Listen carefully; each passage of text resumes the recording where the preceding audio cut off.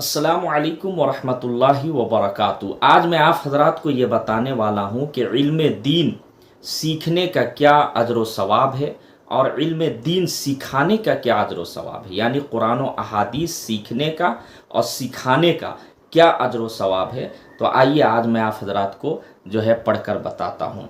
हज़रत कसीर बिन कैस रज़ी अल्लाह तआला अन्हु से रिवायत है, वो फरमाते हैं कि मैं एक मरतबा सहाबी रसूल हज़रत अबू दरदा रज़ी अल्लाह तआला अन्हु के पास मुल्क शाम के शहर दमिश्क की मस्जिद में बैठा हुआ था कि उनके पास एक आदमी आया और अर्ज़ किया कि मैं हुजूर सल्लल्लाहु अलैहि वसल्लम के शहर से आपकी खिदमत में एक हदीस हासिल करने के लिए आया हूँ, जिसके मुतालिक मुझे मालूम हुआ कि आप उस हदीस को हुजूर सल्लल्लाहु अलैहि वसल्लम से नकल करते हैं।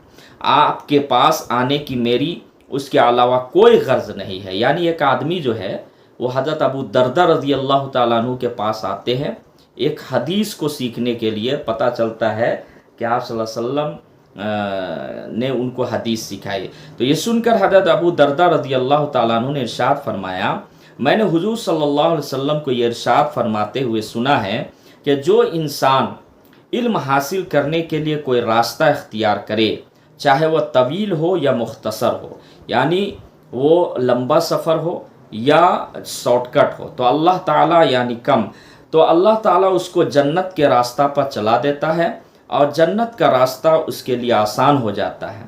और फरिश्ते तालिबे इल्म की रज़ामंदी के लिए अपने परों को झुकाते हैं और आलिम के लिए हर वह चीज़ जो आसमानों में है यानी मलाइका फरिश्ते, और जो ज़मीन के ऊपर है यानी जिन्नात इंसान वग़ैरह, मछलियाँ पानी के अंदर इस्तग़फ़ार करती है।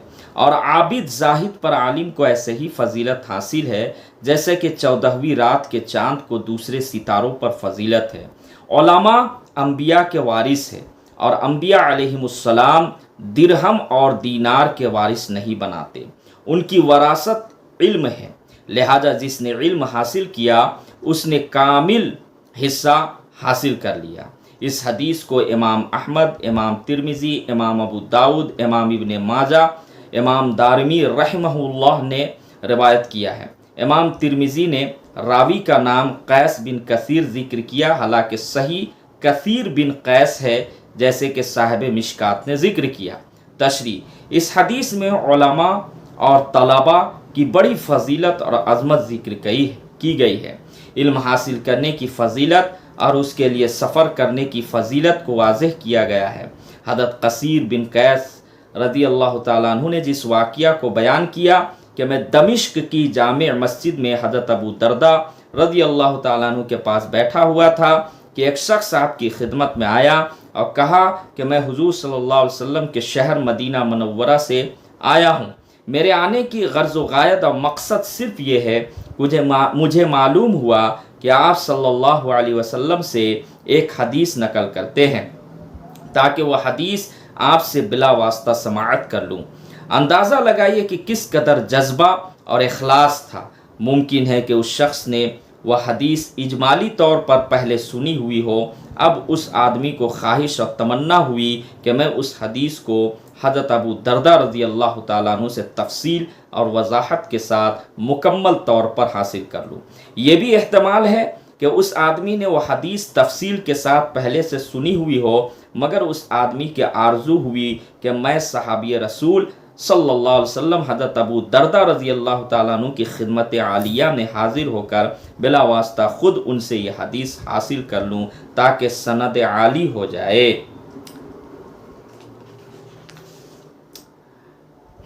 इस हदीस में ये भी ज़िक्र किया गया है, अब यहाँ बता रहे हैं कि इल्म हासिल करने की यानी कुरान व अहादीस का इल्म हासिल करने की क्या फ़जीलत है।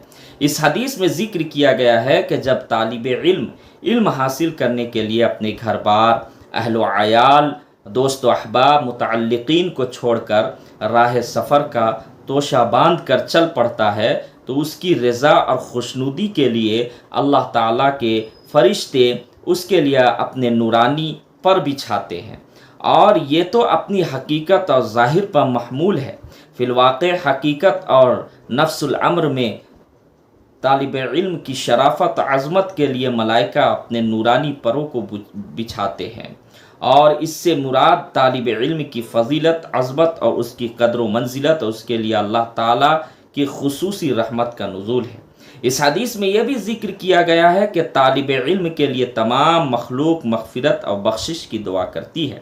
سمندر، دریاؤں اور تالابوں کے اندر رہنے والی مچھلیاں اس کے حق میں دعا کرتی ہے، اگرچہ اسی طریقے مگر اس کے باوجود مچھلیوں کی تخصیص اس لیے کی گئی کہ اس تخصیص میں مقصود طالب علم کی انتہا درجہ کی قدر و منزلت کا اظہار ہے، اور ساتھ ہی اس طرف اشارہ ہے کہ رحمت کا برسنا اللہ تعالیٰ کی نعمت اور رحمت کے نزول کی علامت ہے۔ دنیا کی اکثر آرام و آرائش، نظافت، طہارت اسی سے حاصل ہوتی ہے۔ الغرض علماء کا وجود تمام خیر اور بھلائی اور اللہ تعالیٰ کی برکات کے وجود اور حصول کا سبب ہے۔ اسی طرح سمندروں، دریاؤں کے اندر مچھلیوں کا زندہ اور آباد رہنا بھی سبب کے درجہ میں علماء ہی ہے۔ اس حدیث میں عالم اور عابد کے درمیان فرق بھی ظاہر اور واضح کر دیا گیا کہ عالم کا مقام اور درجہ عابد پر بہت عالی اور ارفع ہے۔ اس بلندی اور رفعت شان کی وجہ یہ ہے کہ عالم کا فائدہ متعدی ہوتا ہے، اس کا انحصار اس کی ذات کے لیے خاص نہیں ہے، دیگر مخلوق کو اس سے فائدہ حاصل ہوتا ہے۔ عقائد، اعمال، عبادات، معاملات، اخلاقیات لوگ علماء سے سیکھتے ہیں۔ دینی اعتبار سے لوگ علماء دین سے فیض حاصل کرتے ہیں، اور عابد کی تمام محنت اور کوشش اپنی ذات کے لیے ہے، دوسرے لوگوں کو اس سے کوئی فائدہ حاصل نہیں ہوتا۔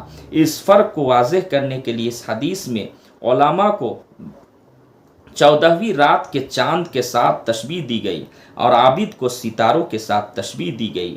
مطلب یہ ہوگا کہ جس طرح 14ویں رات کا چاند اپنی مکمل آب و تاب اور چمک کے ساتھ ظاہر ہوتا ہے تو تمام مخلوق اس سے فائدہ حاصل کرتی ہے، اس کا نور ہر جگہ ہوتا ہے، ہر چیز کو روشن کرتا ہے، بخلاف ستاروں کے کہ اگرچہ جگمگاتے اور روشن ہوتے ہیں مگر ان کا فیض چاند کی طرح عام نہیں ہوتا ہے۔